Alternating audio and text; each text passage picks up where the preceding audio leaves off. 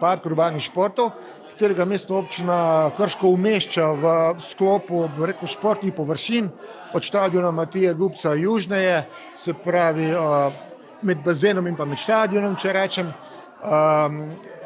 Vesel sem, da je ta projekt sofinanciran, v bistvu smo pridobili sredstva za njegovo izgradnjo iz tako imenovanega CTN mehanizma, in to sicer v kar zadostnem deležu, govorimo o 80%. Vesel sem, da je pridobivanje podatkov oziroma dokumentacije tako daleč, da je realno pričakovati v letošnjem letu tudi pridobitev gradbenega dovoljenja. Dobili smo 5 elaboratov, dejansko je bil vsak zelo temeljito pogledan.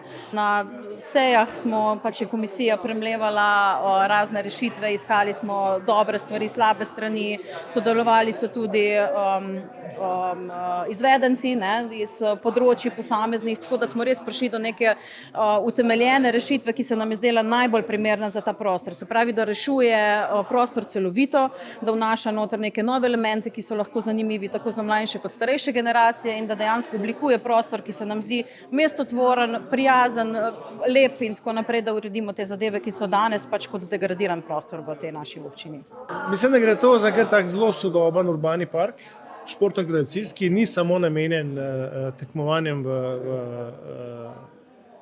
s kolesi, ampak je pravzaprav vključil vse za celotne družine. Od otroških igrišč za manjše, večje otroke do športnih poligonov, košarka, beach volley, igre z žogo, plezanje, pravzaprav tudi skupaj z kavarno in ostalimi vsebine. Jaz mislim, da lahko ljudje preživljajo tukaj družine preživljajo cele popoldneve.